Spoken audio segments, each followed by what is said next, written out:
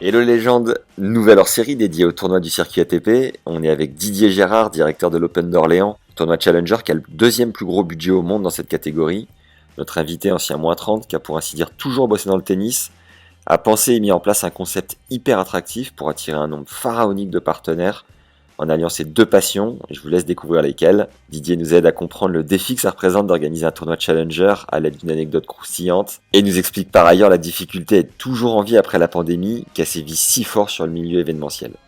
Il nous partage aussi une anecdote sympa avec ce bon vieux Radek Stepanek qui illustre bien l'ambiance qu'on peut retrouver en Tchal, comme disent les vrais. On essaye de comprendre comment l'Open d'Orléans fait pour attirer autant de stars chaque année, puisque les meilleurs joueurs du monde y sont passés et continuent de s'inscrire à ce tournoi hors norme, qui a bénéficié d'un plateau sportif exceptionnel cette semaine, avec 10 top players, dont 5 anciens top 10. Il y a quand même eu un Pouille Gasquet au deuxième tour, affiche qu'on aurait pu retrouver à Bercy par exemple. Excusez la connexion parfois un peu foireuse de notre invité, le principal étant de vous partager un nouveau profil et un nouvel événement pour continuer d'enrichir votre culture tennis, les légendes. Place à notre 6e hors-série Business et Organisation consacrée au tournoi du circuit. Bonne découverte et bonne écoute à tous.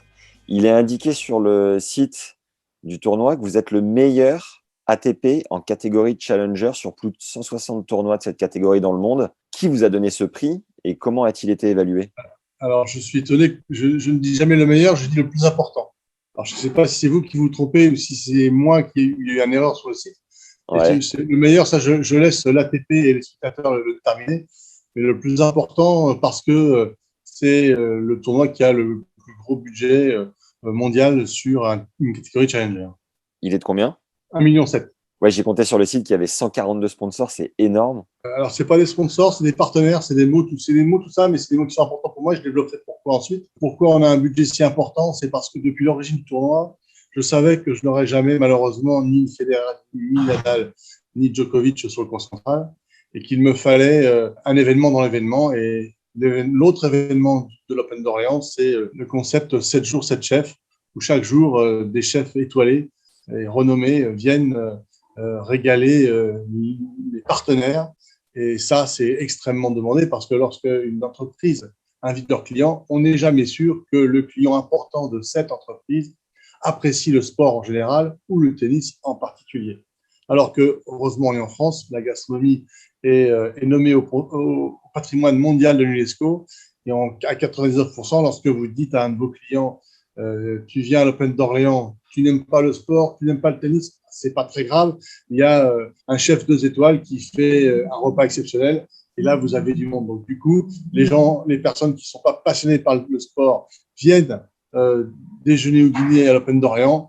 Et comme le tennis, c'est quand même un sport spectaculaire, comme par hasard, ils viennent passer quelques temps dans la loge, ils voient un peu de tennis et au final, dans la majorité des cas, ils sont très contents. Ils disent ah, le tennis, finalement, c'est pas si mal, je reviendrai. Bien joué. Nous, ce qu'on adore sur Tennis Legends, c'est les anecdotes. Est-ce que tu pourrais nous en raconter deux qu'il faut absolument savoir en 16 éditions? Une sur l'orga, pour nous faire comprendre à quoi ça ressemble, et une avec les joueurs. Oui, oui, si, mon assistante me donne une très bonne idée. Donc, j'ai été classé au tennis, j'ai été classé à -30. Ouais. J'ai travaillé pendant des années chez Ed, Oakley et Fila France. Et donc, à 40 ans, j'ai voulu organiser mon propre tournoi de tennis avec la gastronomie dont je viens de parler. Organiser ce tournoi, je savais que ce serait difficile, mais pas à ce point. Et je me souviens que le premier jour du premier Open d'Orléans, donc le lundi 12 septembre 2005, je suis rentré dans mon bureau et j'ai dit à mon épouse, ça va pas le faire. Pourquoi? Parce que je me rendais compte que c'était tellement énorme un tournoi de tennis ATP, même en catégorie de challenger, même, je ne parlais pas d'un ATP 125, j'ai commencé à ATP 90, l'équivalent à l'époque. Et donc, je pensais que je n'arriverais même pas à tenir le tournoi tellement il y avait de problèmes de toutes parts. Et à l'époque, nous n'étions que 7, j'avais 7 personnes qui m'aidaient à l'organiser. Maintenant, on est plus d'une trentaine en réunion d'avant-tournoi, donc évidemment, c'est plus toute la même histoire. Je me souviens que c'était très compliqué. Et en plus, le lundi 12 septembre à 14 heures, n'était pas encore arrivé, à l'époque, le chef 3 étoiles Michelin, Marc Eberlin, qui devait faire un dîner de gala pour plus de 250 personnes. Et je pensais que là, le bateau allait couler. Et paradoxalement, le repas un petit peu inquiétant et c'est parfaitement bien passé. Les partenaires sont venus me voir en me disant, on dit c'est super, on est content.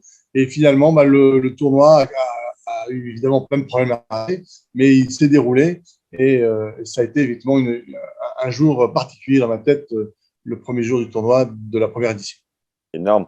Avant d'en sortir une peut-être avec les joueurs, est-ce que toi-même tu touches ta bille en termes de cuisine, Didier? Oui, ben forcément, l'Open d'Orléans me permet de mettre en place les trois passions qui sont le tennis, bien évidemment, la gastronomie, je l'ai dit, et ma troisième passion, c'est le champagne.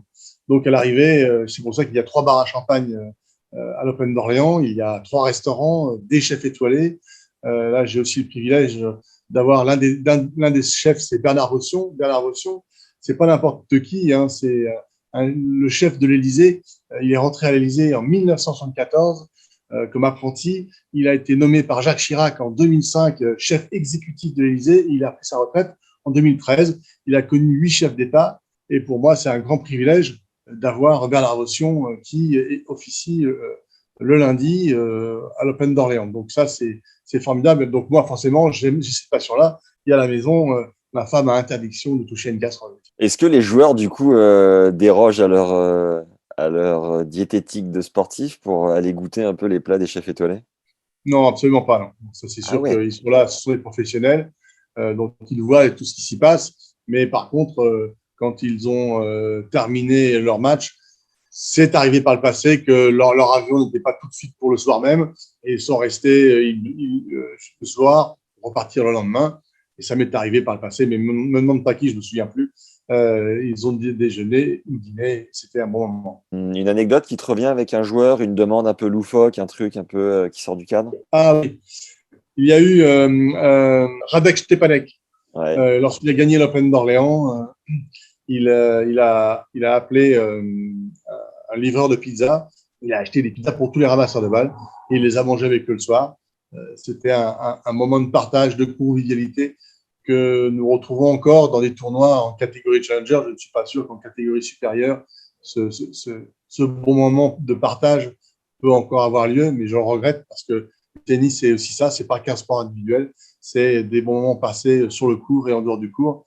Et quand je vois cela, c'est vraiment un moment sympa. Et aussi, on a souvent le dimanche soir un joueur qui vient au dîner de gala, non pas des partenaires, mais de toute l'organisation, on est 200 personnes. Et souvent, les joueurs, après la victoire, viennent passer le dîner avec nous. Et là, c'est un moment fort parce que on va se quitter avec toute l'organisation, toutes les personnes qui nous ont aidés à organiser le tournoi, le vainqueur qui est là. Donc vraiment, ça c'est un moment qui est fort et j'ai hâte d'être à dimanche pour plein de raisons d'ailleurs. Beau geste, Radek, et merci Vanessa de nous souffler toutes ces anecdotes. Je sais pas si c'est Vanessa, mais merci en tout cas quand même. C'est elle, c'est Euh, ah, merveilleux. Cette année, il y avait Hugo Humbert, top 30, Pierre Hugerbert, Lucas Pouille, Gasquet. Vous êtes habitué à avoir des stars à chaque édition. Est-ce que c'est parce que vous avez des minimums garantis assez élevés pour attirer ces stars ou comment vous faites? Alors cette année, non.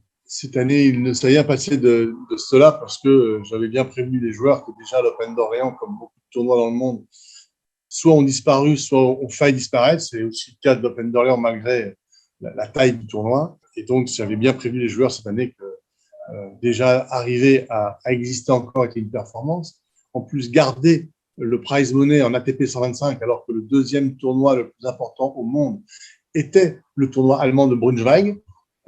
Ils sont passés de ATP 125 avec, je suis allé une fois pour voir l'organisation de ce tournoi qui était assez aussi impressionnant.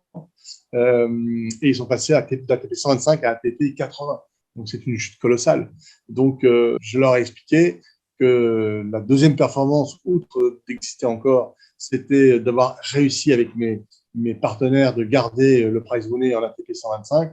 Je ne pouvais pas en plus faire ce qu'on fait de temps en temps en fonction des cas particuliers, de ce qu'on appelle des contrats d'image.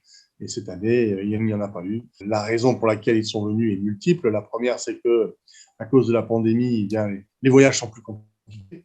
Ensuite, la tournée asiatique a été purement et simplement annulée, donc pas de Shanghai, pas de Pékin, pas d'autres tournois en Chine. Donc du coup, tous les joueurs européens sont restés en Europe et en France en particulier. Et puis, ça fait quand même 15 ans que, avec Sébastien Grosjean, qui est l'ambassadeur du tournoi, il prêche la bonne parole pour expliquer que s'il est à mes côtés depuis plus de 10 ans, c'est que l'Open d'Orléans est plutôt bien organisé et ça, les joueurs le savent, puisque, comme tu le sais sûrement, après chaque tournoi, dans les vestiaires, qu'est-ce que se disent les joueurs? Ils se disent où tu étais la semaine dernière, j'étais à tel tournoi, comment c'est organisé? C'est pas bien organisé, bah, tu peux même le dire. L'année prochaine, je voulais y aller, bah, j'irai pas. Ou l'inverse, c'est très bien organisé, bah, tiens, je le note. Cette prochaine, j'irai voir de quoi il en est. Une courte pause pour te rappeler de nous mettre un like dès maintenant sur YouTube, 5 étoiles sur Apple Podcast et un commentaire sympa sur les deux. Ça permet de mieux référencer cet épisode et nous aide comme jamais à faire connaître notre travail. Ça prend 10 secondes et tu deviens instantanément une légende dans notre cœur. Seb est là cette semaine? Bien sûr, il est arrivé dimanche soir dernier, il sera là jusqu'à la finale. Et pour moi, c'est un apport considérable pour échanger avec les joueurs, d'échanger avec ATP, parce qu'il a une expérience à la fois de grand joueur et à la fois, évidemment, de directeur de tournoi lui-même, parce qu'il est directeur, comme tu sais, de l'ATP 250 de Montpellier.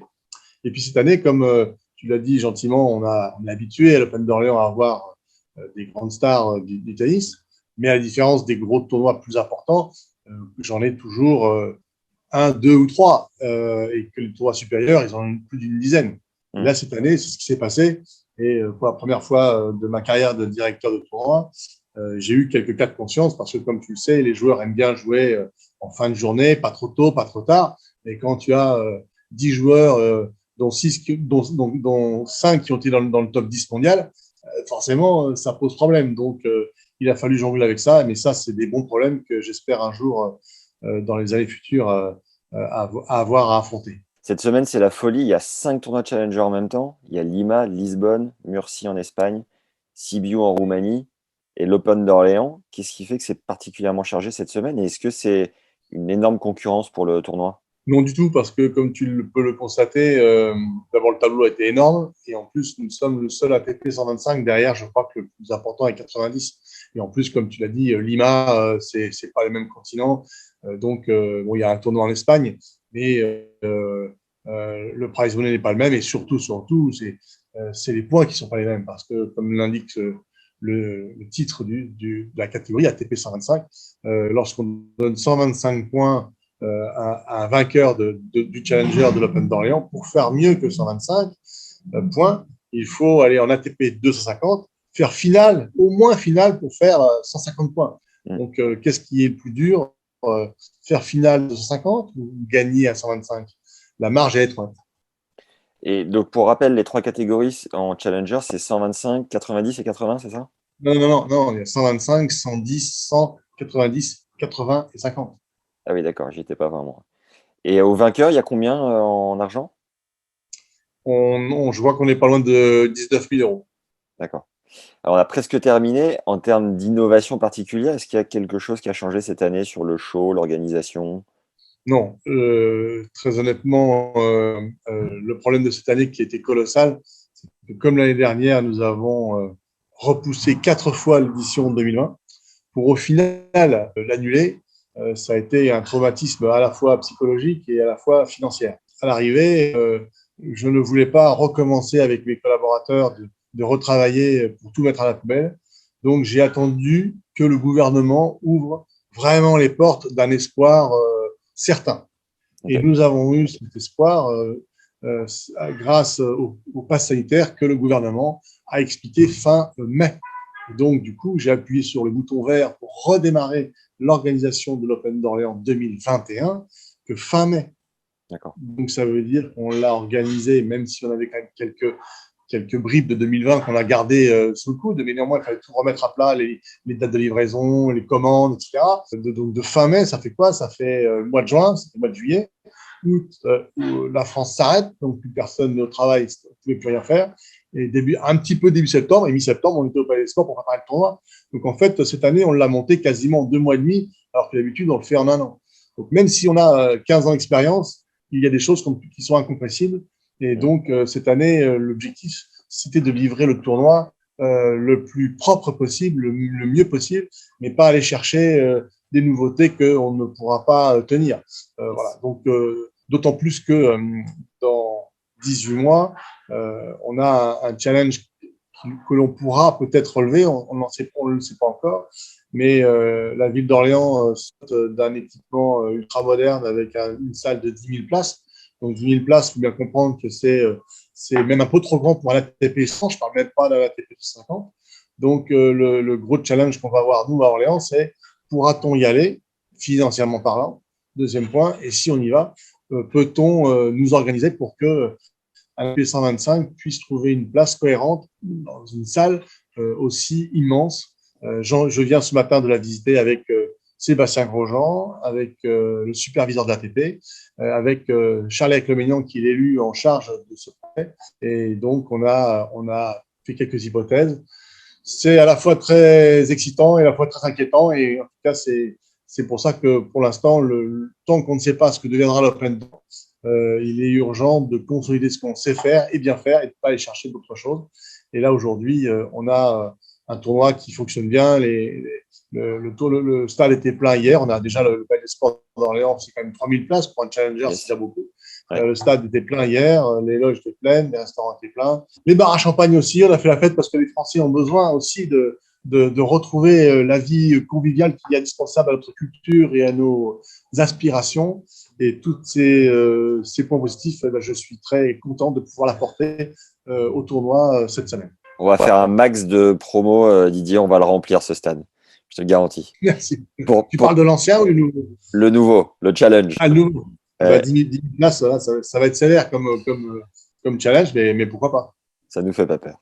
Merci. Aujourd'hui, c'est les quarts de finale. Il reste Gasquet, Moutet, le jeune Rune, ou Rounet, on ne sait pas trop encore comment le prononcer. Si ton cœur devait parler, Didier, qui aimerais-tu voir gagner? Bien sûr, Richard. Richard, c'est un joueur que je suis depuis très longtemps. Je dis tout à l'heure, j'ai travaillé plus longtemps pour les Racket Aid où je m'occupais des contrats des joueurs, donc de Richard. Donc, avoir Richard en finale, et puis c'est le joueur français le plus connu avec Joe Tsonga. Donc, je le vois bien au niveau de l'applaudimètre. Lorsque Pouille est rentré sur le terrain, il a été chaudement applaudi par les 3000 spectateurs d'hier. Quand Richard est rentré, c'était vraiment un délire. Donc, ça fait plaisir à entendre. Donc, en plus, il est tête de série numéro 4. J'espère qu'il ira en finale. On passera un bon moment avec ce stade qui sera rempli. T'es plutôt Roger, Rafa ou Djoko? Roger Federer est pour moi la quintessence de l'élégance et du tennis. Bon, il n'y a rien de nouveau de ce côté-là. Même si pour moi, la combativité de Nadal est énorme. Me rappelle, moi, lorsque j'ai démarré le tennis au niveau spectateur, lorsque je suis allé à Roland-Garros en 1977, j'avais 13 ans, c'était demi-finale, j'ai été acheté quelques francs à la petite guérite en bois à l'extérieur de Roland-Garros. Donc, imagine le quart qu'il y a aujourd'hui. Il faut plus d'un an et encore, on n'est pas sûr d'avoir un billet.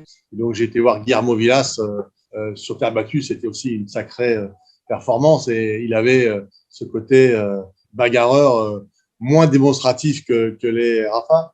Et puis après, j'ai eu l'immense privilège de jouer un jour avec Guillermo Vilas et avec Borg et avec McEnroe. Donc tout ça, c'est des stars de mon époque. Mais je retrouve aujourd'hui, évidemment, dans les joueurs d'aujourd'hui, ces joueurs qui ont fait que le tennis aujourd'hui était populaire. Il ne faut pas oublier que c'est les stars dont j'ai parlé précédemment qui ont mis le tennis aujourd'hui sur les rails que l'on connaît. C'était quoi juste pour terminer, ton style de jeu et qu'est-ce qui t'a manqué du coup pour être parmi ces stars du tennis à l'époque?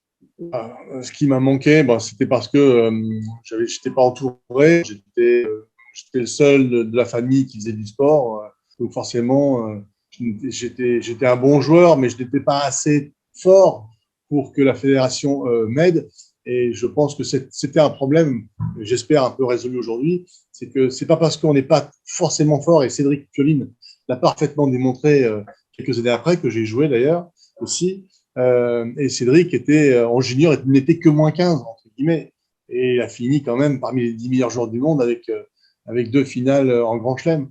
Donc, il faut aujourd'hui, pour arriver, à mon sens, pour arriver à avoir des champions français, il ne faut surtout pas dire celui-ci sera fort et celui-ci sera pas fort. Pour moi, le plus important, et je l'avais à l'époque, je pensais tennis, je mangeais tennis, je dormais tennis. Et je pense qu'aujourd'hui, si on a des jeunes, et ça manque aujourd'hui d'avoir des jeunes aussi motivés, c'est ça qui, à mon avis, c'est la flamme qu'il faut détecter. Et à partir du moment où le jeune a cette flamme, nous avons des compétences d'entraîneurs de haut niveau en France pour pouvoir exploiter cette flamme. Pioline, tu l'as rousté à l'époque ou pas? Oui, j'ai gagné en 3-7, mais il n'était que moins 15 à l'époque. aucune gloire à ce niveau-là. Que moins 15, ouais. On souhaite à tous ceux qui nous écoutent de monter que moins 15 un jour dans leur vie. Un grand merci Didier pour le temps et très bonne fin d'édition. Allez, à bientôt. Bonne journée, au revoir. Merci d'avoir suivi ce nouvel hors-série dédié au tournoi du circuit. Viens me dire en commentaire ce que tu penses de ce format et si tu as des idées pour l'améliorer, n'hésite pas. Tu nous donnes un vrai coup de main en nous mettant 5 étoiles sur Apple Podcast, puisque c'est la plateforme où tout se passe. Un like sur YouTube et un avis sympa, c'est du fuel pour continuer de te régaler chaque semaine. Pense au bouche à oreille qui est une manière puissante de nous aider à développer l'audience du podcast. Envoie l'épisode à tes potes d'Orléans par exemple ou autres fans de tennis. Tu peux aussi faire une story sur Instagram, ça donnera envie aux gens qui te suivent et aux fans de tennis de découvrir notre contenu. On a lancé les Masterclass Tennis Légende. On te propose une leçon de coaching tous les 15 jours avec les experts qui passent au micro. Tu as déjà accès à 2 cours avec Sam Sumik, qui nous transmet l'essence de ses 15 années de circuit. Il a emmené 2 joueuses numéro 1 mondiale et co-remporté 4 titres du Grand Chelem. C'est du lourd. Tu as le lien pour accéder juste en dessous en description. Si tu veux un aperçu des formations qu'on enregistre, il y a 4 secrets de statisticien avec Fabs Barreau. C'est gratuit. Il travaille avec Gilles Servara, le coach de Daniil Medvedev. C'est 1 heure de contenu, 1h14 même de contenu offert pour savoir ce que la stat dit de ton jeu et avoir des schémas plus efficaces sur le court. C'est aussi en description. Tu as par ailleurs les 14 conseils du prépa mental Jean-Philippe Vaillant qui a coaché 13 joueurs et joueuses du top 100. Tout cela est offert, c'est cadeau, ça fait plaisir. Enfin, si tu as des recommandations ou des idées pour le podcast, je suis ravi d'en parler sur LinkedIn à Max Zamora, Z-A-M-O-R-A. Tu peux aussi me retrouver sur Insta à Max Emia et E-T-M-I-A, M-I-A. C'est toujours un plaisir d'échanger. Je suis ravi d'avoir pu faire ce hors-série. Bravo d'avoir réussi à garder cet incroyable événement en vie. J'ai hâte de goûter à ta cuisine, Didier. Et d'ici là, on lâche rien, on diffuse cet épisode au plus grand nombre pour remplir les 10 000 places dans 18 mois. Rien que ça. Prenez soin de vous les légendes et à très vite. Ciao.